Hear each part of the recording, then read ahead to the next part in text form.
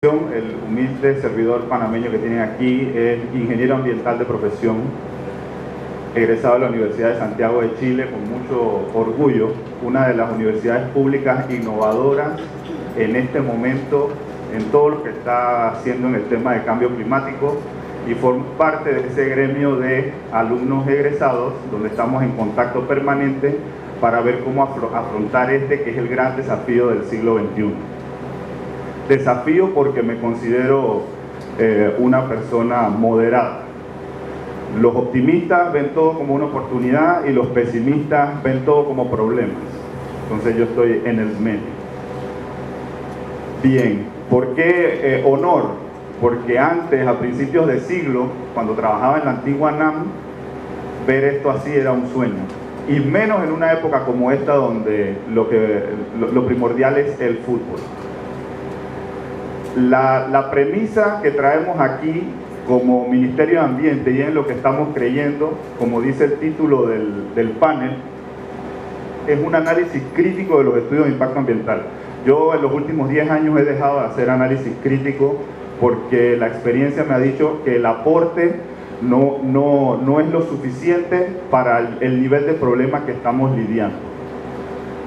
La crítica no es buena.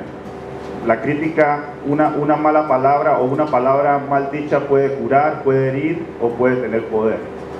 Entonces yo siempre tiendo a hacer análisis con exhortación, donde se identifica el problema y se proponen soluciones. Mi formación es ingeniero, no soy ni de las ciencias ni abogado, es la naturaleza de resolver problemas. Lo otro que sí concordamos es que el estudio de impacto ambiental está sobrevalorado para garantizar el derecho humano a un ambiente sano.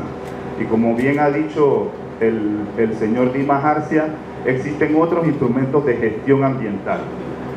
Y este es el que se ha hecho más famoso. Y ahí es donde viene la pregunta, ¿por qué se ha hecho más famoso? ¿Por qué no ha sido preponderante el ordenamiento territorial? ¿Por qué no ha sido preponderante las auditorías ambientales, que es el instrumento de verificación por excelencia? De alguna manera siempre escuchamos auditorías forenses, y la auditoría ambiental como elemento de verificación. ¿Por qué? Estudio de impacto ambiental. Alguien lo puso, se puso de moda y todo el mundo repite y no analizamos la información. Entonces, si ya vamos con esas premisas, no podemos yo voy a hacer un análisis exhortativo, empezando diciendo que el estudio de impacto ambiental no nos va a ayudar a resolver los problemas, porque eso, fácilmente explicado, es un compromiso, es una intención, es un estudio que debe tener base científica y que lastimosamente en Panamá no la tiene. Es mucha información más de escritorio que de territorio, cuando debería tener mucha más información de campo en tiempos prolongados, y nosotros sabemos la calidad de información que no se maneja, porque nos gusta mucho más estar hablando que levantando información en campo, donde la información es la que nos va a ayudar a la toma de decisiones. Y hay otros instrumentos de gestión y deberían unirse e integrarse los instrumentos de gestión para poder entonces tomar una mejor decisión. Y en los otros dos bloques también voy a intervenir mostrándoles cuáles son los instrumentos que el Ministerio de Ambiente está publicando, que está tratando de que se conozcan, y que lastimosamente todavía nuestra flecha no ha tenido la punta adecuada para ir abriendo, para que puedan ir llegando esta información a la población. Voy a hablar con números. Y no lo digo yo, así como dijo el procurador, no lo digo yo, los números no mienten, las caderas de Shakira tampoco mienten, como dice la canción, así que esas son dos cosas que yo siempre digo.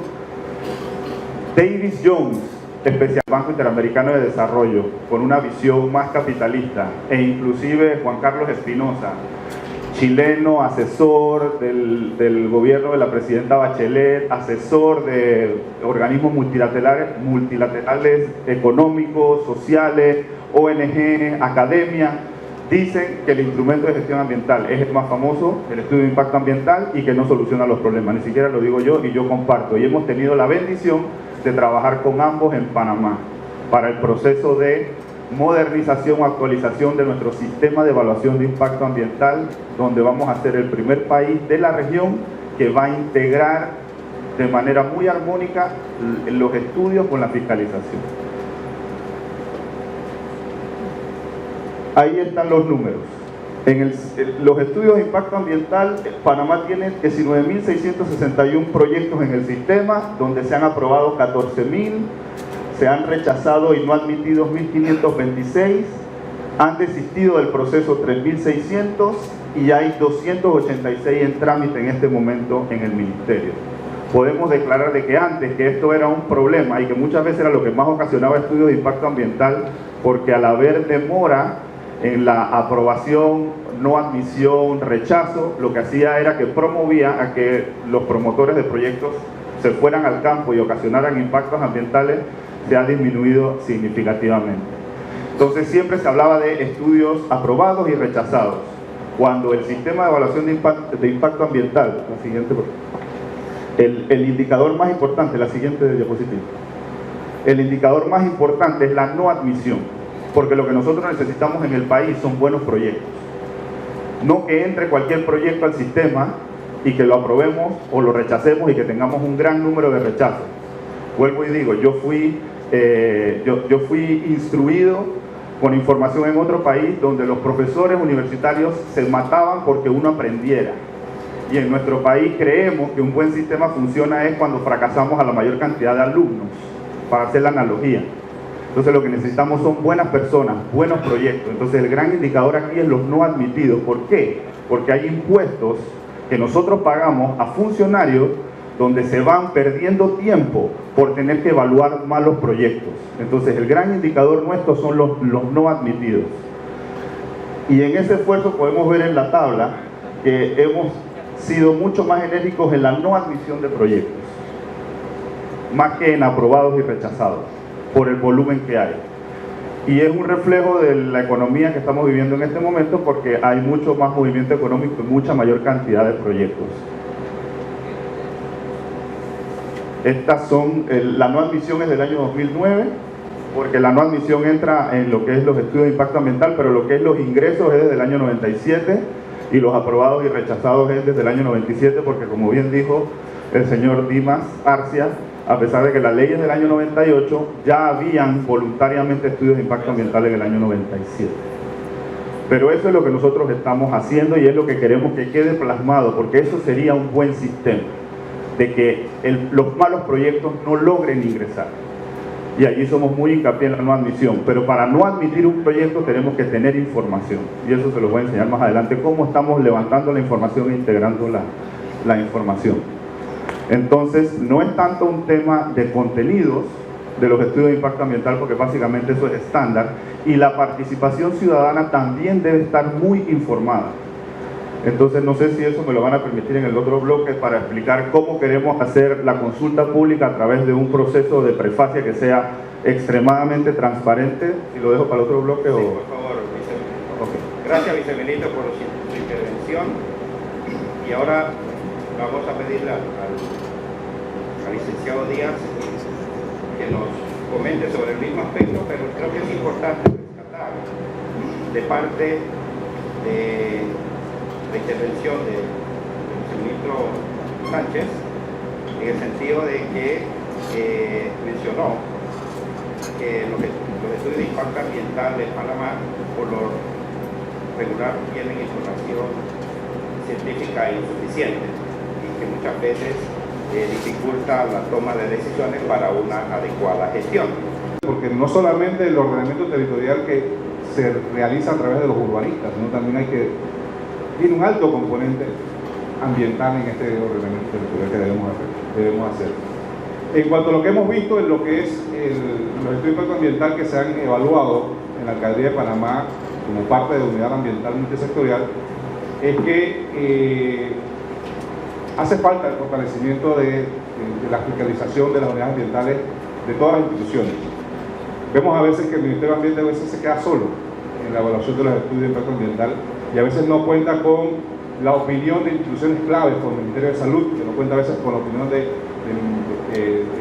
instituciones claves como el MOC, en el tema de la hidráulica, y eso debilita mucho lo que es el proceso de evaluación, porque el Ministerio de Ambiente quizás no tiene la expertise en todos los sectores, y es sumamente importante el fortalecimiento de las unidades ambientales multisectoriales de cada institución para poder darle el peso y la evaluación adecuada de cada uno de los proyectos, y hemos visto que quizás esa parte ha estado fallando un poco. Hemos visto que en los últimos meses ha habido un poco más de participación de algunas instituciones y eso tiene que irse fortaleciendo, porque el Ministerio de Ambiente, a pesar de que es el rector en el tema ambiental, no es el conocedor de todos los temas. En el tema de patrimonio histórico, es el INAH que tiene los expertos. En el tema de recursos hídricos, es el MOC que tiene más expertos en el tema de agua. En el tema del tema de agua potable es el IRANA. Entonces, cada institución tiene su expertise y creemos que eso hay que fortalecerlo para que el estudio de impacto ambiental pueda identificar los impactos, y si esas medidas de mitigación logran mitigar, vale la redundancia, los impactos que se producen por cada una de las actividades. Como les dije, para nosotros en el municipio de Panamá es una experiencia nueva, pero que ha ido dando sus frutos, porque hoy en día los proyectos que están llegando a la Alcaldía de Panamá, a la Dirección de Obras y Construcciones, que han sido evaluados en este último quinquenio, ya vienen, como que dice, bastante filtrados, o sea que están llegando proyectos mucho mejor planteados que de lo que heredamos en pasadas administraciones, y eso es positivo. Pero lamentablemente los proyectos que ya pasaron por el proceso de evaluación, para nosotros en la Dirección de Obras y Construcciones es un poco difícil poder mitigar o poder solventar algún error, porque ya fue evaluado. Y nosotros en Obras y Construcciones solamente vemos planos de estructura y electricidad. Ya la parte ambiental, la parte del SINAPROC, la parte de riesgo ya fue evaluada en otras instancias. Entonces es un poco difícil ver esos temas ya en un proyecto bastante avanzado. Y es importante fortalecerlo, no solamente, como lo dijo el viceministro, el estudio de impacto ambiental es uno de los instrumentos, hay muchos otros más. Y evidentemente el tema de ordenamiento territorial para nosotros es sumamente importante su fortalecimiento, sumamente importante no solamente su fortalecimiento, sino su implementación a nivel de todo el Distrito de Panamá y a nivel de todo el país. Muchas gracias, ingeniero Enio. Le pasamos la palabra al licenciado Isaías para que aborde sobre la misma temática, por favor.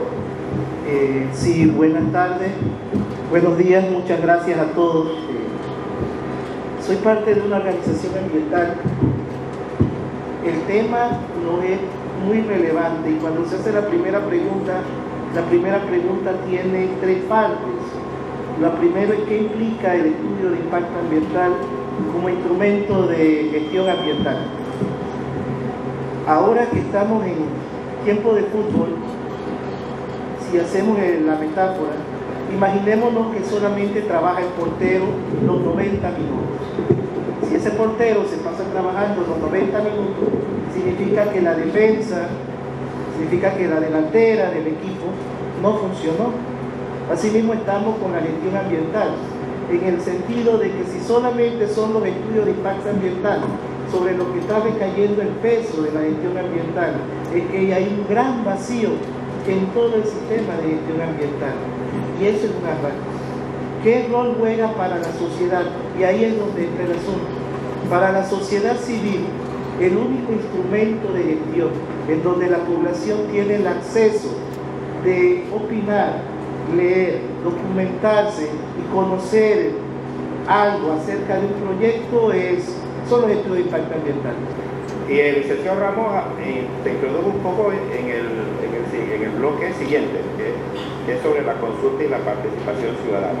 Pero antes de entrar en específico a ese bloque, como estamos bastante bien en el tiempo, les voy a dar la oportunidad a alguien de la mesa, si desea, de manera muy breve, complementar algún aspecto que considera que no fue abordado en su primera intervención.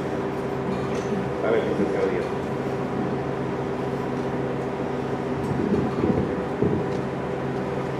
Al licenciado Enio le digo que como consultor ambiental, el MIA no se queda solo en la evaluación. Nosotros recibimos durante el proceso de evaluación de los estudios comentarios de todas las unidades ambientales asociadas al proyecto que se presenta. Hay buenas preguntas, hay malas preguntas, y hay preguntas regulares, y hay preguntas que no tienen nada que ver con la cuestión. Pero le digo, no se quedan solos. Tal vez los tiempos de respuesta sean muy cortos, y por la presión que tiene el Ministerio de cumplir con los tiempos, se ve obligado a cerrar la evaluación del estudio sin contar con un documento que llegó tarde o que no se entregó. Ahora, aquí también entra el sistema en sí. Como mencionó el señor viceministro, en este momento tenemos 286 estudios en trámite. Póngase que al MOP, para usar el ejemplo que usted citó, le tocan de esos 286, le tocan 125 estudios de esos 280. Deben ser más porque el MOP está prácticamente en todo. 125 estudios. ¿Cuántas personas trabajan en la unidad ambiental del MOP? 2, 1. Esa persona tiene que atender y responder 125 estudios en un plazo de 8 días hábiles. Tal vez el tiempo no sea necesario. Y aquí yo quiero entrar en una herramienta que se eliminó con el decreto 123, que fueron las guías de buenas prácticas. En Panamá prácticamente todo está normado. Si usted analiza los 5 criterios de evaluación ambiental que están en el decreto 123, artículo 23, 20 de los 29 subcriterios tienen una norma específica con un límite máximo permisible, un límite mínimo o alguna norma que dice que se tiene que cumplir. El 70% está normado.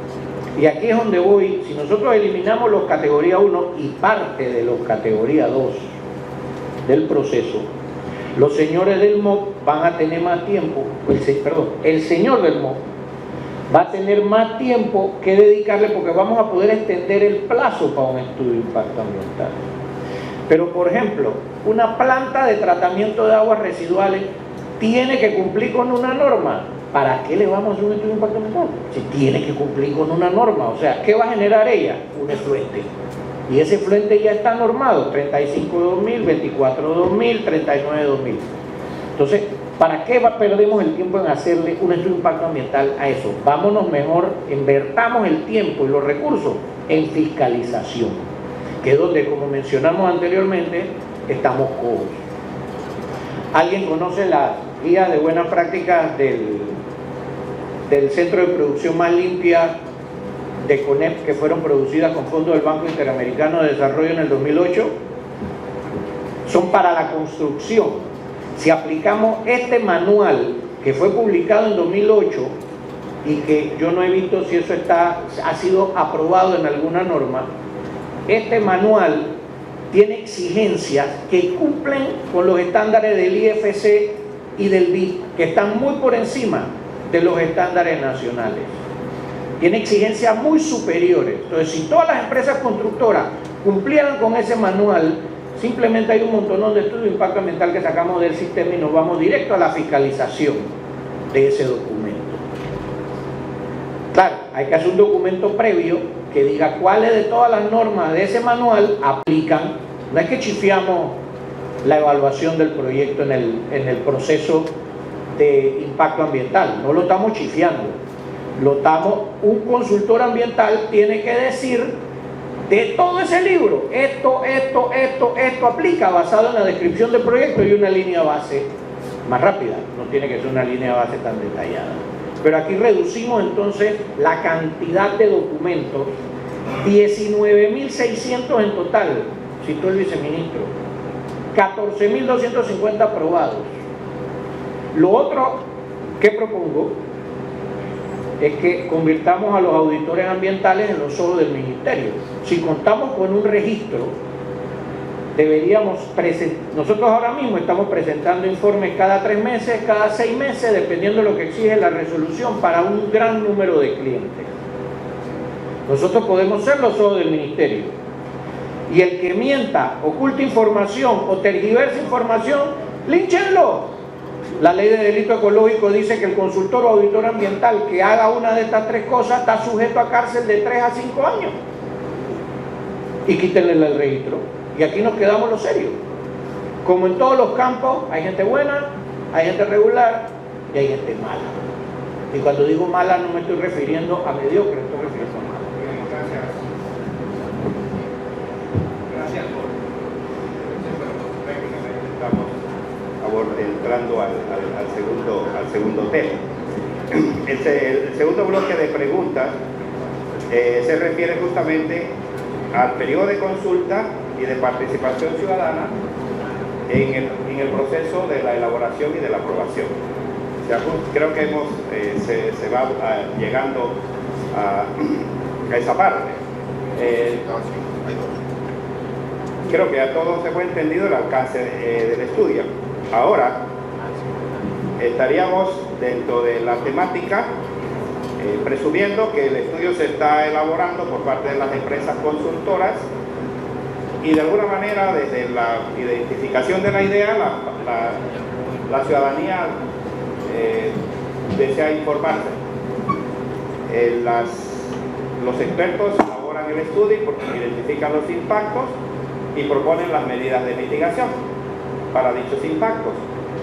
Luego ese documento ingresa a las instituciones del gobierno para su evaluación, revisión, aprobación y demás. Ahí se dan ciertos periodos de revisión y discusión.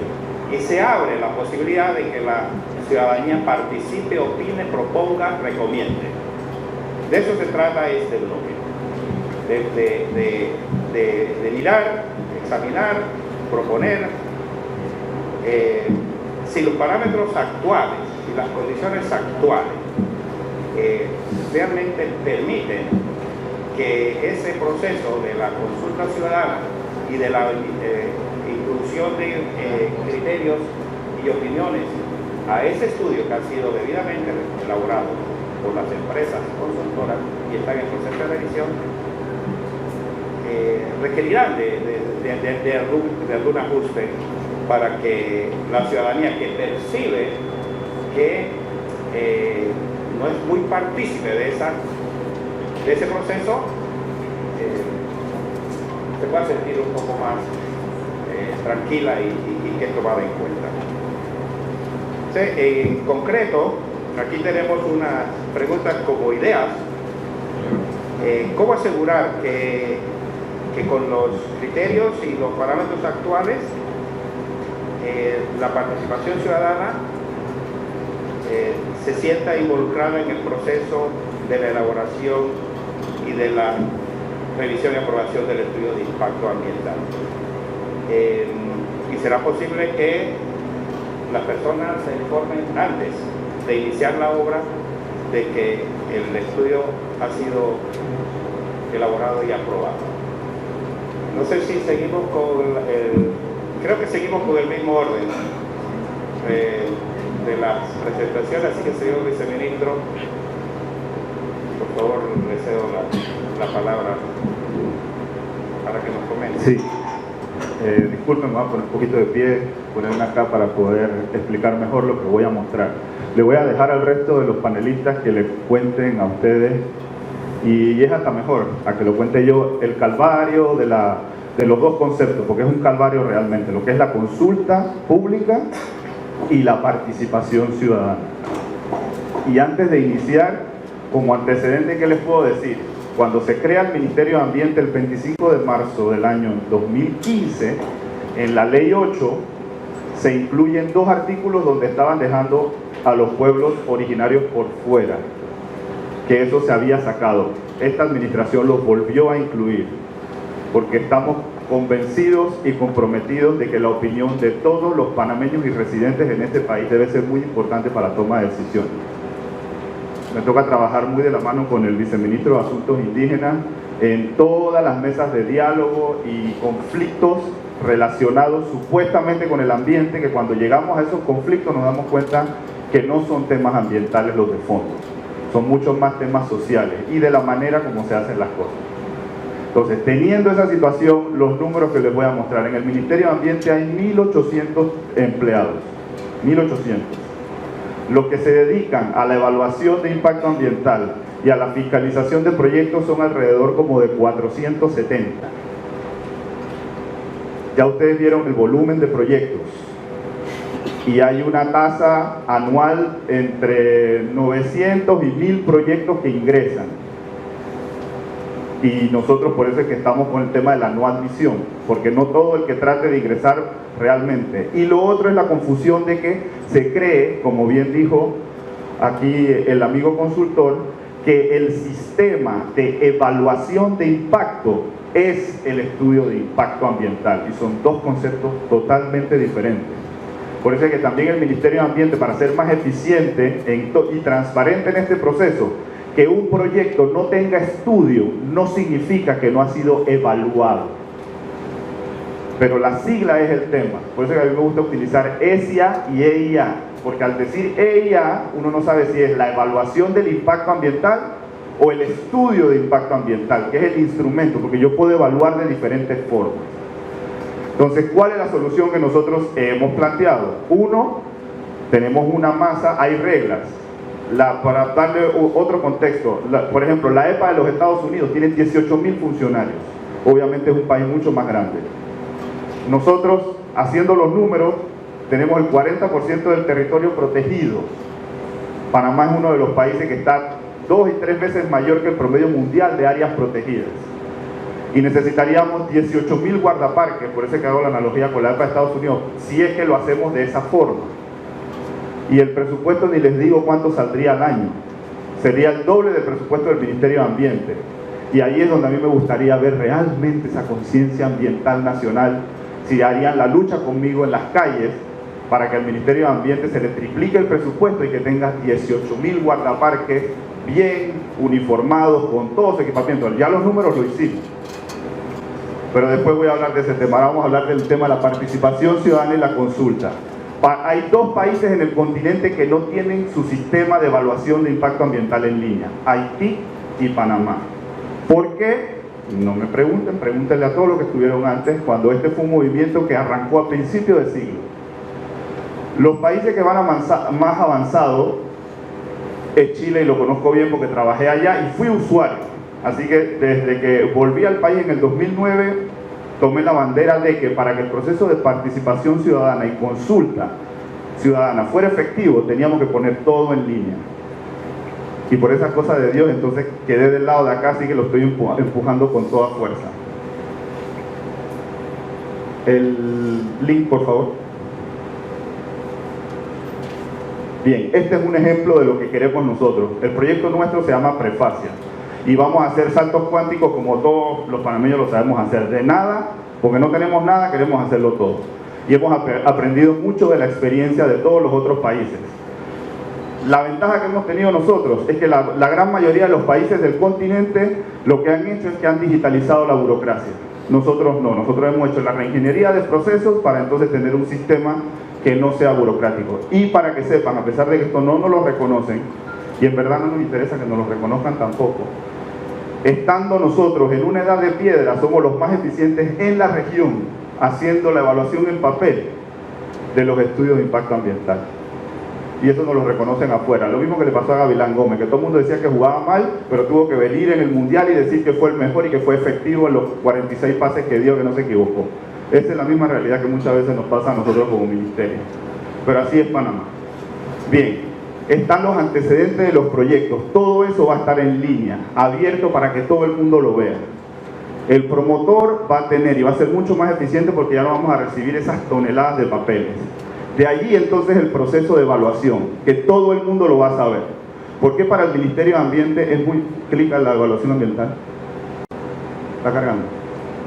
¿Por qué para nosotros es muy importante esto? Porque allí toda la sociedad va a poder saber quién es el que no está haciendo su parte en la evaluación y quién es el que está omitiendo o poniendo información equivocada o que no se sepa del proyecto. Para en el momento en que se llega a la consulta pública, entonces sería justo que los dardos vayan no al administrador del proceso, sino al que está emitiendo criterios que no corresponden tanto de acuerdo a la ley como que no corresponden de acuerdo al proyecto que se está haciendo. Por eso es que nosotros somos muy felices con los planes de ordenamiento territorial, porque si eso ya está, a nosotros solamente nos toca ejecutar el mandato que ya está hecho. ¿Por qué no tenemos ya el ordenamiento territorial? Porque el país decidió que eso lo llevara el Ministerio de Vivienda y Ordenamiento Territorial. Entonces nosotros somos asesores del ordenamiento territorial ambiental del Ministerio de Vivienda y Ordenamiento Territorial. Pero ellos son los que tienen el mandato legal. Eso nos fue quitado. Entonces nosotros seguimos con el equipo, pero si usted en el juego de baraja, usted tiene una J y hay otro que tiene el rey, ¿quién gana? El rey. Sencillo. Acá ustedes van a ver, cada solicitud de ingreso de información va a ser visto públicamente. Y esta es la parte en la que me quiero profundizar. Los oficios de pronunciamiento de cada institución, usted lo va a poder ver en línea. Porque vuelvo y repito, el Ministerio de Ambiente tiene el mandato de administrar este proceso. Pero como bien se ha dicho y dijo Enio, y han dicho otros, no tenemos la expertise en otros temas. Nuestra expertise son en los temas ambientales, pero nosotros tenemos el mandato de coordinar el proceso. Y aquí ustedes van a poder ver, a través de notas, hagan clic en uno, cualquiera el que elijan, cuál va a ser el pronunciamiento de la institución. Entonces, cuando usted va a la consulta pública, nosotros nos vamos a encargar de que todos vayan y entonces usted de la comunidad le pregunte, ¿usted por qué dijo eso? ¿En qué se está basando para tomar tal o cual decisión? Porque nosotros nos tenemos que basar en tal o cual decisión en base a los pronunciamientos. Y esto todo el mundo va a tener acceso a verlo. Para cuando nosotros vamos a evaluar, entonces podemos tomar en cuenta en la información asertiva. Y también, de vuelta a la evaluación, lo que es el mismo estudio, en este caso en Chile es una declaración de impacto ambiental, que es el concepto que ellos usan. Va a existir de todas maneras el estudio en línea para que todo el mundo lo pueda ver. O sea, nosotros no estamos omitiendo esa fase tampoco, a pesar de que muchos andan diciendo que lo que queremos es no exponer los estudios. No, aquí va a estar todo para que en ese proceso de consulta pública, para que en ese proceso de participación, entonces sea asertivo. Yo vengo del mundo de las ciencias aplicadas, sigo insistiendo que en Panamá no hay suficiente datos científicos y en registro, esa es mi postura. Otros dirán que sí hay. Para mí un reflejo del momento es una radiografía, no es una tendencia. Yo soy amante de datos históricos. La cuenca del canal es la única que tiene información histórica donde ellos pueden tomar decisiones asertivas. Datos hidrológicos de 10, 15, 20 años. Para mí un monitoreo de calidad de aire no es monitoreo, es un muestreo de calidad de aire de un evento. No me puede marcar tendencia. Eso nosotros también lo estamos resolviendo y más adelante les voy a mostrar cómo. Pero ¿dónde va a estar nuestro valor agregado? Váyanse al proceso de evaluación. Al final, ustedes van a poder ver inclusive las ampliaciones, las notificaciones de las ampliaciones, que en este caso en Chile se llaman adendas, y van a poder ver la resolución final y qué es lo que se acordó. ¿Dónde viene la eficiencia de esto? Tanto en el tema de consulta como en el proceso, de que ustedes también van a ver quién omite, quién responde a tiempo, y también ese funcionario o dos por unidad ambiental sectorial va a poder estar conectado y se va a ahorrar mucho en este tema del papeleo y mucho en el tema del tiempo para evaluar algo. Donde hayan las fiscalizaciones, que es lo que le estamos agregando nosotros a este sistema, el mundo actual, la evaluación tiene una plataforma, la fiscalización tiene otra plataforma, las sanciones tiene otra plataforma. Nosotros la vamos a integrar toda en una sola, donde una vez que ese proyecto está aprobado, tiene una pestaña donde va a venir la fiscalización, y después, si esa fiscalización trae un proceso sancionatorio, también va a estar en línea y se va a poder ver. Entonces, a futuros proyectos, como se ve el promotor, ya todo el mundo va a saber, ese mismo promotor después quiere hacer otro proyecto en otra parte. Lo que a nosotros nos agradaría, con la comunidad informada, que en una consulta pública o en un proceso participativo, la comunidad le reclame de que por qué usted está en tal parte del país y no ha cumplido, y entonces ahora quiere que nuevamente el país le dé la oportunidad de realizar otro emprendimiento. Entonces, póngase a cuenta con la nación y después le damos la oportunidad. Entonces, por eso es que yo digo que el tema aquí tiene que ser informado. No hay mejor instrumento que esto donde usted va a estar. Ahora, la gran pregunta es, ¿qué pasa en las comunidades que no tienen internet? Esa es una gran pregunta que saldría. Entonces, lastimosamente nosotros vamos a tener que seguir teniendo este sistema y el sistema viejo coexistiendo hasta que en Panamá haya internet en todo el país, porque no vamos a poder desechar inmediatamente el otro sistema, porque si hay personas pero va a ser mucho más efectivo poder entregarle la información teniendo esto, que ahora los 200 funcionarios a nivel nacional que se dedican a evaluar tienen que estar evaluando y aparte entregando información al que pide información, y tenemos que estar 3, 4 tareas, una misma persona. Somos muy buenos los panameños, en verdad se los digo, de tener que entregar información y evaluando y tratando de no tener proyectos en mora para que no nos manden a los pobres funcionarios a fiscalía porque no están cumpliendo los tiempos de las leyes que se crean, que muchas veces no toman en cuenta los procesos. Esa es mi intervención.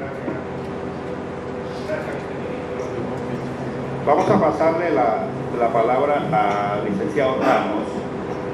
Ahora vamos a buscar un poquito el orden, porque en su presentación anterior mencionó que uno de los aspectos importantes para garantizar participación ciudadana era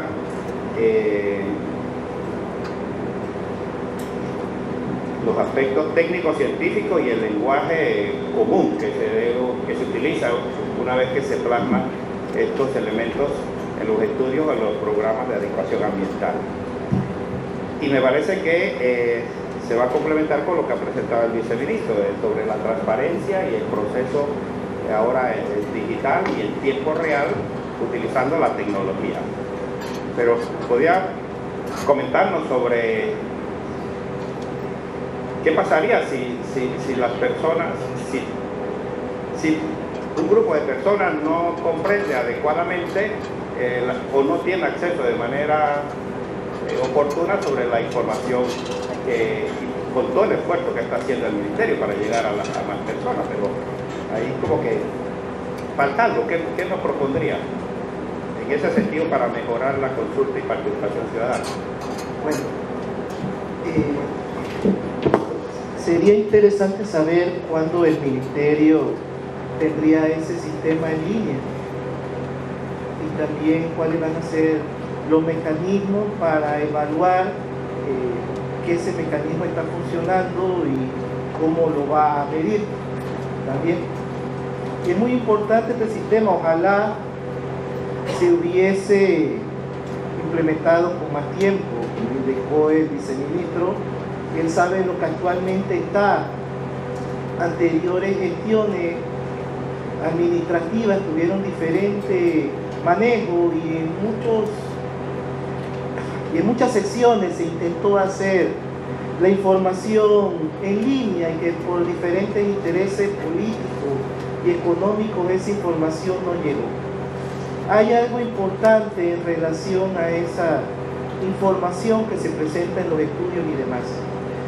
Cada estudio de impacto ambiental en teoría tiene un componente social y tiene un trabajador social, un sociólogo o un especialista en temas sociales o de humanidades que maneja el tema y presentó. Sería bueno que se incluyera dentro del estudio de impacto ambiental, como se hace en los documentos científicos, como se hace en diferentes instrumentos o manuales, un resumen simple presentado en lenguaje accesible, fácil de entender, para que un particular sin mayor problema pudiera tener acceso a esa información, entenderlo y divulgarlo. La idea presentada por el Ministerio de Ambiente es muy buena. Una idea que a mí se me ocurre, señor viceministro, por ejemplo, se habla de que no todas las comunidades tienen acceso a Internet. Eso es cierto. El Internet aquí es caro, a veces ineficiente y no es accesible. Pero en cualquier campito del interior existen infoplazas. Esas infoplazas tienen acceso a Internet. Sería tan sencillo como que se hicieran acuerdos con esa infoplaza y se permitiera en una hojita al lado. Actualmente en esta comunidad se tienen X cantidad de proyectos.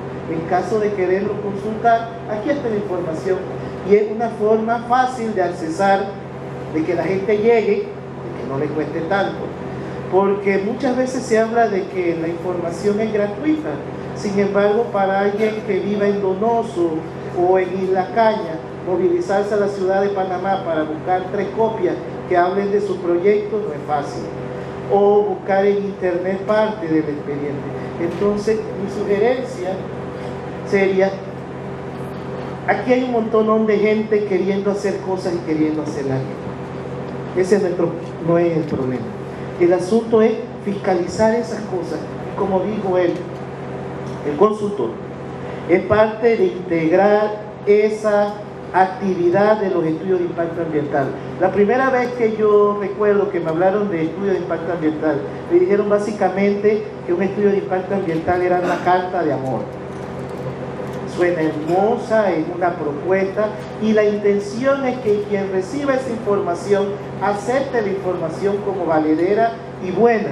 Sin embargo, como parte del matrimonio y el noviazgo y cualquier relación humana o de contrato, implica básicamente que la información que luego de una resolución en un documento de fe pública sea vigilado, sea sustentado y la gente tenga la certeza.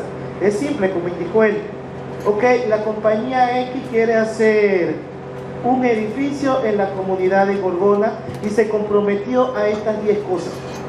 Cada 3 meses la comunidad puede estar viendo si las 10 cosas que se comprometió a hacer la empresa le está cumpliendo o no. Yo comparto totalmente la posición porque entiendo, habiendo trabajado en el Ministerio de Ambiente, como dijo él y demás, que se sobrecarga de responsabilidad al Ministerio de Ambiente de acciones que no son su competencia.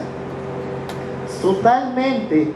Hay aspectos de salud, aspectos de ordenamiento urbanístico y total cantidad de temas que están fuera de disposición del Ministerio de Ambiente, y aún así la comunidad siempre ve al Ministerio de Ambiente como el caballito de batalla a quien atacar, porque las otras instituciones básicamente pasan agachadas en el sistema de evaluación.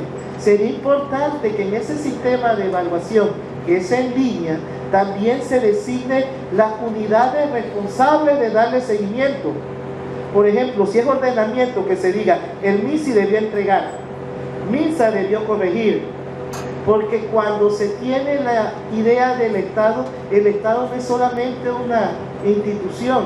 Cuando se le habla de la Ley General de Ambiente, era un paraguas bajo el cual tenía que desarrollarse toda la gestión del Estado panameño, no solamente una institución. Así que vemos muy positiva esa herramienta que se pretende utilizar, y también que sea accesible a las comunidades en todos los sentidos, y que se use la Infoplaza como una forma de llegar y que la gente tenga acceso más rápido a esas comunidades, o incluso enviando a una, que sea algo, por ejemplo, obligatorio, que en la comunidad de turno donde se desarrolla el proyecto haya un borrador en papel para que quien desee comentar o leer al respecto no tenga que ir a la dirección regional correspondiente, sino que pueda documentarse y bajo el mejor criterio informado hacer sus observaciones correspondientes. Gracias. Señor Ramos, le pasamos la palabra a Enio, por favor, en la misma temática. Sí, muchas gracias. Referente a la participación ciudadana, nosotros la vemos como algo muy importante y que definitivamente en los estudios de impacto ambiental hemos visto una deficiencia en el tema de a qué se les consulta sobre los proyectos. Una de las cosas, y lo mencionaba también el señor procurador, que muchos de los proyectos que han sido declarados ilegales por la Corte es precisamente por el tema de la participación ciudadana, porque no se les consultó realmente a la gente. El llenar una encuesta de una persona que no necesariamente viva en el área. Nosotros muy felices de que nos dijeran qué hacer. ¿Qué hicimos como Ministerio de Ambiente? Metimos en la Ley 8, por ejemplo, que no se podía hacer antes, que si había algún promotor que infringía la ley y no cumplía con la medida, el Ministerio de Ambiente le podía poner unas medidas que hacía el Ministerio y después le pasaba la factura y fue extremadamente criticada. La aplicamos a Petaquilla. Si no hubiera sido así, yo no sé qué estaría pasando allá en Donoso. Por eso es que los informes de evaluación son unas cosas así, porque si el ministerio acoge un comentario, una observación, o no la acoge, la tiene que fundamentar por qué la acoge y por qué no la acoge. Y eso toma tiempo. Entonces nuestros técnicos se dedican a eso cuando están evaluando los estudios. Pero eso no significa de que entonces ya no lo puedo rechazar. Las áreas protegidas no deberían tener los EIA más exhaustivos. Aquí esto hay que verlo por buenos proyectos, proyectos regulares y malos proyectos. No hacer selecciones. Entonces, las áreas protegidas deben tratarse como tal, hay toda una normativa y hay que hacerla cumplir. Pero también, y entrando en el tema de áreas protegidas, Panamá tiene más del 40% del territorio como área protegida. O sea, somos una envidia a nivel de la región. Segundo, no tenemos la capacidad de personas. Ya estamos creando la fuerza ecológica, donde los estamentos de seguridad nos van a apoyar en hacer ese patrullaje. Tercero, las áreas protegidas, bajo el concepto de sostenibilidad, tienen que ser mantenidas. El ministro tomó una decisión muy cuestionada de eliminar el cobro para que el panameño viera el área protegida, para que nos ayudara con la presión de la visitación, lo inseguro que es y lo poco que uno lo puede disfrutar. Cuando tenemos países como Japón que están vendiendo el oxígeno de las áreas protegidas y la gente va a respirar oxígeno y lo pasa muy bonito. Ese mantenimiento de esas infraestructuras hay que hacerlo. Y volvemos al principio, los estudios de impacto ambiental no son la panacea, son las medidas, las acciones. ¿Qué nosotros queremos en nuestras áreas protegidas? Que tengan paneles solares, que tengan cosechas de agua. En Panamá llueven más de 7.000 milímetros al año. Nosotros no tenemos que estar sacando agua de los ríos ni de pozos. Antes usted decirle a los ingenieros de nuestro país que todo hay que sacarlo de pozo o sacarlo de un río. Y el agua nos cae del cielo. Entonces, esas son las luchas que nosotros como Ministerio de Ambiente, y aquí se los demostré, pongan a los ingenieros ambientales de la tecnológica a trabajar y van a obtener muy buenos resultados. Y yo no me gradué en la tecnológica. En ese tiempo no existía. Yo habría querido estudiar ahí. Entonces, dejen a la gente que tiene algo que hacer, que lo haga, no es caro. Entonces, eso es lo que nosotros tenemos que procurar en nuestras áreas protegidas. Y las infraestructuras tienen que ser acorde con el paisaje. A mí me gustaría tener infraestructuras hechas de la mal llamada madera plástica. Que son unas cositas de madera hechas, que parecen madera, pero son hechas de plástico transformado y cosas así. Entonces el estudio no es la garantía, es lo que... En el decreto 123 se establece que cualquier estudio de impacto ambiental dentro de un área protegida, antes de entrar al proceso de evaluación, tiene que contar con el aval de áreas protegidas. O sea que se tuvo que presentar un documento previo a áreas protegidas para que área protegida diera el aval a dicho proyecto para entonces poder presentar el estudio de impacto ambiental. Y agregando a eso, tenemos 127 áreas protegidas, y para que áreas protegidas emita un comentario necesita tener un plan de manejo del área protegida. Ahora mismo solo tenemos 13 áreas protegidas con planes de manejo vigentes. Y estamos en ese trabajo de que salgan todos los planes de manejo. Y no les voy a contar el detalle del calvario que es para que se pueda aprobar un plan de manejo, porque hicieron un sistema tan engorroso. Y allí es donde estamos trabajando nosotros, esa reingeniería de procesos para que esté implementado y entonces sobre la marcha lo vayamos actualizando y agregando.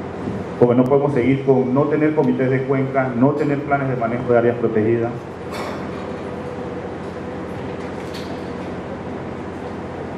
No sé si alguien quiere leer la suya, porque me estoy acaparando. Coincido con la importancia de las auditorías ambientales y que los planes de manejo ambiental deben ser instrumentos de gestión ambiental. Concretamente, ¿qué sugiere para que las auditorías y los PMA sean objetivos e independientes de la autoridad competente, que a veces se convierte en juez y parte, caso Isla Cañas?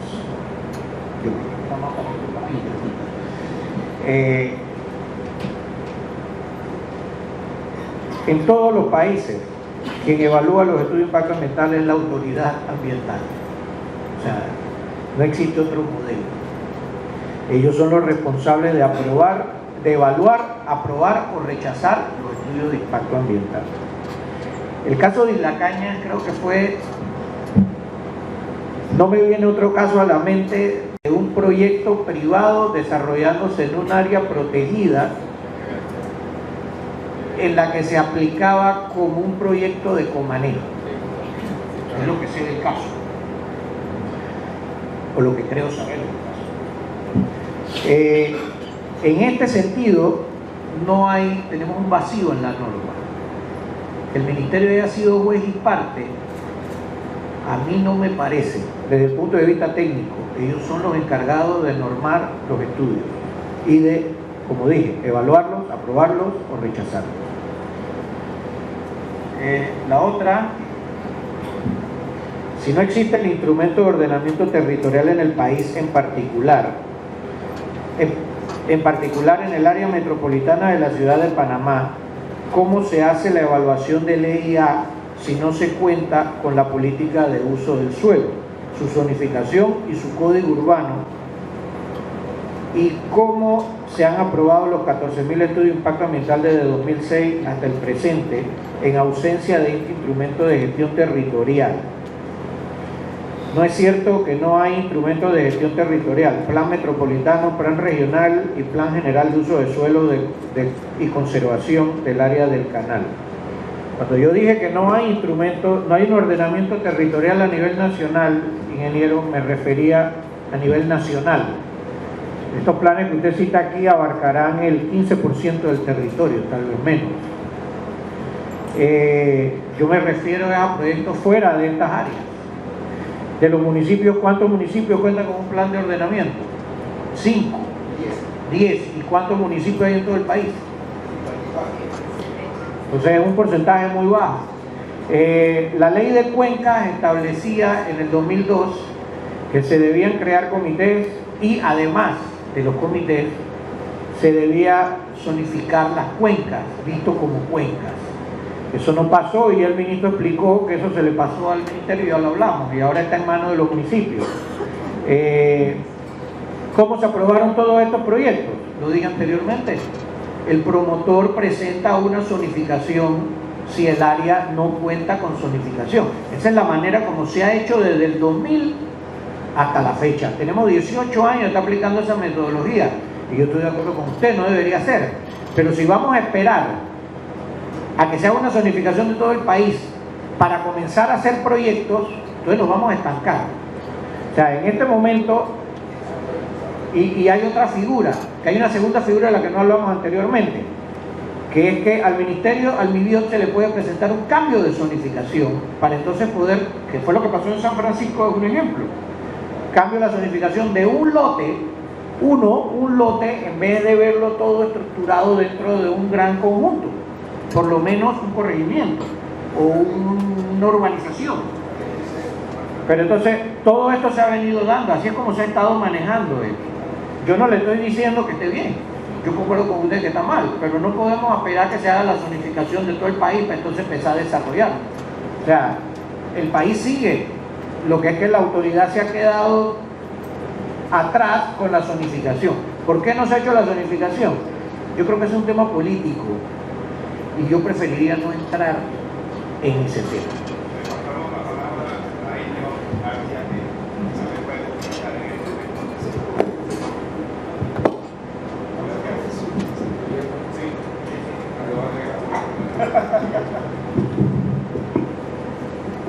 Sí, ahí hay solamente para... Bueno, yo también tengo preguntas con el tema de zonificación. Nosotros a partir del 2015, que se le quita la competencia al MIBIOT de la zonificación local y se la pasa a los municipios a nivel nacional, tomando en cuenta que aquellos municipios que cuenten con la estructura para hacerlo. Si no cuentan con la estructura para hacerlo, el MIBIOT tiene que continuar haciendo la zonificación. En este caso, el municipio de Panamá ya contaba con la estructura creó un acuerdo municipal que creaba la Junta de Planificación Municipal Distrital, compuesta por representantes del corregimiento, la presidida por la Dirección de Planificación Urbana y con personas de la sociedad civil, un ente colegiado, que tiene la función de ver las zonificaciones locales.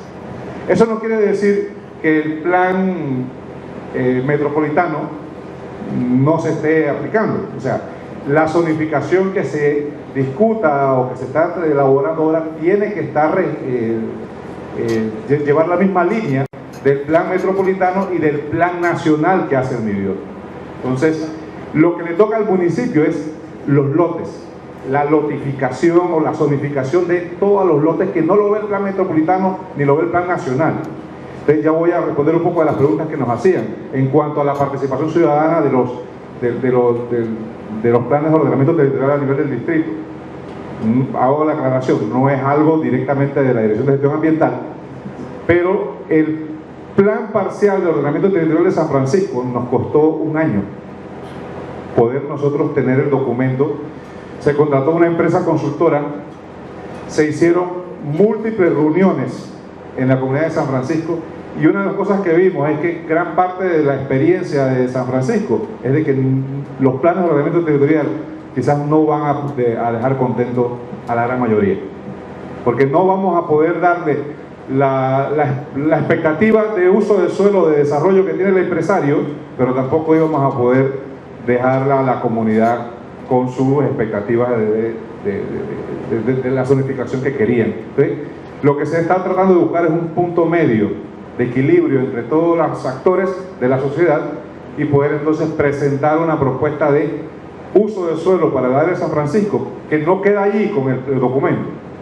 Después de todas las reuniones con las comunidades, con todos los actores, con todos los sectores, tiene que ser aprobado por el Consejo Municipal. Y ese es el proceso de aprobación del plan, de los planes parciales de ordenamiento territorial.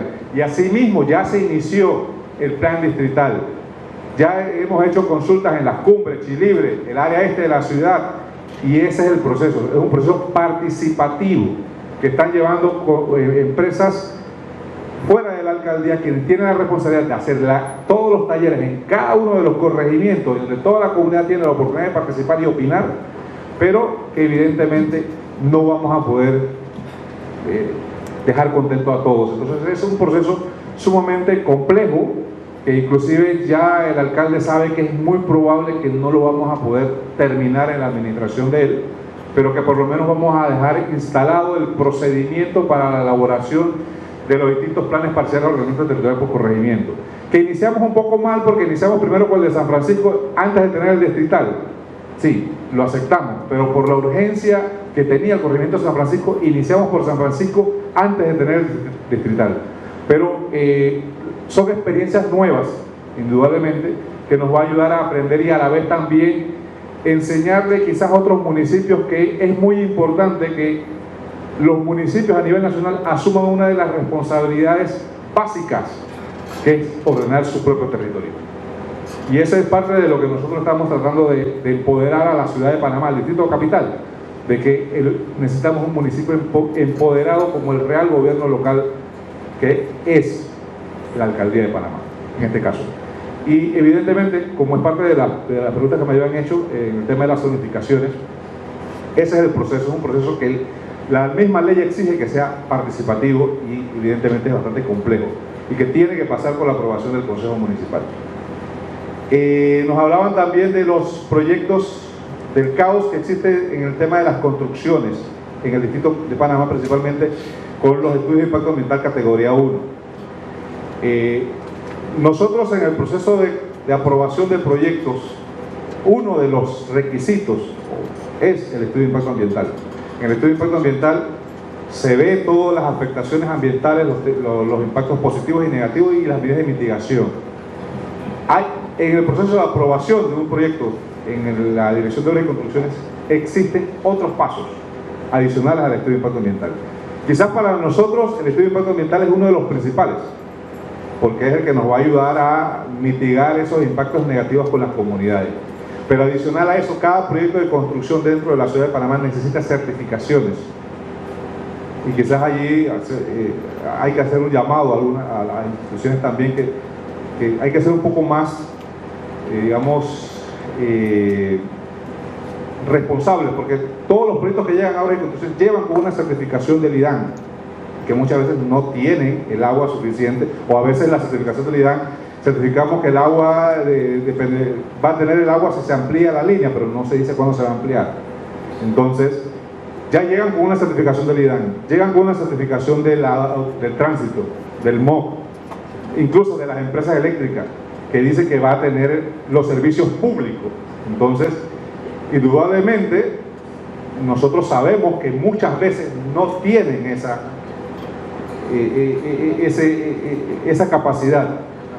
¿Por qué no se hacen los EIA antes que se realice un acto público de una obra impulsada por el gobierno o Estado? Una vez adjudicado y la empresa beneficiada ha invertido, ¿qué sucede si el proyecto no es viable para el sitio del proyecto? Bien, hay lo que puedo explicar. EIA no sé si es evaluación de impacto ambiental o estudio de impacto ambiental. Si es evaluación de impacto ambiental, sí se hace una evaluación de impacto ambiental previa antes de una licitación, porque nos la piden y nosotros enseñamos el modelito que ustedes vieron allí. El estudio de impacto ambiental, hay instituciones de gobierno que licitan todo junto, estudio de impacto ambiental, diseño, construcción, todo en un solo y se lo gana alguien. Y hay otras instituciones que hacen el estudio por un lado y después hacen lo que es el diseño, construcción de las obras del Estado. Nosotros como ministerio las inspeccionamos todas de manera espacial y vamos a algunas. ¿Qué pasa si después no es viable y el estudio se rechaza? Bueno, hay que hacerlo de nuevo. Así de sencillo, hay que cumplir con la ley. ¿Qué pasa si no cumple las medidas de mitigación? Pregúntenle al ministro Arosemena del MOP si yo le caigo bien por la multa que le pusimos en Bocas del Toro cuando iniciaron una carretera sin estudio de impacto ambiental. O sea, aquí, si el presidente de la República lo ha dicho, que aquí la ley es para todos, y yo todavía sigo sentado aquí delante de ustedes, como viceministro encargado, más cargado que otra cosa, pero estamos aquí, por algo será. Y así muchas otras instituciones, nosotros le hemos tenido que poner sanciones porque no cumplen el estudio de impacto ambiental. Pero eso no va a salir en la televisión, porque eso no es noticia.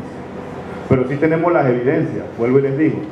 Entonces, lo que sí ocurrió con el gobierno anterior fueron los pasivos ambientales. A nosotros nos tocó lidiar con la Ciudad de la Salud, que estaba entre medio de cruce, que eso quedó allí, y otra serie de pasivos ambientales regados, que allí nosotros hemos tenido que poner el esfuerzo de los funcionarios para ver cómo, mientras se deciden y todo el pleito legal, que se retome el proyecto. Las guías de buenas prácticas ambientales están disponibles, sí. Aquí me mandó la directora de evaluación ambiental que en este momento, para no mentirles con datos, hay 2 guías de buenas prácticas vigentes del ministerio, una para carretera y otra para escuelas rancho. Y hay 4 que se están en confección, una con la Cámara de la Construcción, otra con el MIDES, una con Aeronáutica Civil y una estamos promoviendo la economía naranja dentro de las áreas protegidas, una guía de buenas prácticas para que en Panamá todo el que tenga algún tipo de iniciativa de hacer cine o algún tipo de actividad cultural dentro del área protegida se someta a esa guía de buenas prácticas. ¿Por qué? Y hemos sido muy criticados por eso. Que dijeron que estamos taquillando en el Festival de Cine. ¿Por qué? Cuando yo converso con mi papá, cuando conversaba con mis abuelos, ¿por qué la gente compra tanto carro? Si usted se pregunta, si usted ve las películas de los años 50, el galán estaba con la dama en un bonito carro descapotable viendo el cine en un autocine y todos los de esa época querían, apenas tenían su primer trabajo, comprarse un carro. Y ahora tenemos un problema que hay demasiados carros en la ciudad y queremos meterlo en un metro. Entonces tenemos que hacer películas donde la gente vaya en bicicleta y promover eso. Eso lo hace la economía naranja. Eso no lo hago yo hablando ni ninguno de los que estamos aquí. Entonces esa misma economía naranja tiene que ir a nuestras áreas protegidas, generar las canciones como la que hizo Erika Ender para el Día Nacional de Reforestación, que espero que todos los que están aquí hayan asistido al Día Nacional de Reforestación, que hayan plantado su arbolito, y en eso estamos. Entonces esas guías van, pero sí, y hay que hacer muchas guías y concuerdo de que hay muchos proyectos de muy bajo impacto que hay que entrar directamente a la fiscalización. Y por último, dice, ¿por qué hay duplicación de función entre mi ambiente y ACP para temas de EIA? No sé si era estudio de impacto ambiental o evaluación de impacto ambiental. Con la ACP tiene 2 conceptos, el de compatibilidad y viabilidad en la cuenca. Y nosotros somos muy respetuosos de lo que ellos dicen. Nuestros estudios se basan, si la ACP da una viabilidad en la cuenca o una compatibilidad, dependiendo de dónde esté ubicado el proyecto, entonces eso es lo que nosotros evaluamos, pero no hay duplicidad. Eso está por ley y ellos nos dicen a nosotros, este proyecto sí es compatible o sí es viable, dependiendo de dónde esté ubicado, y nosotros lo incluimos en el proceso. Muchas gracias, señores panelistas, por las respuestas a todas las preguntas.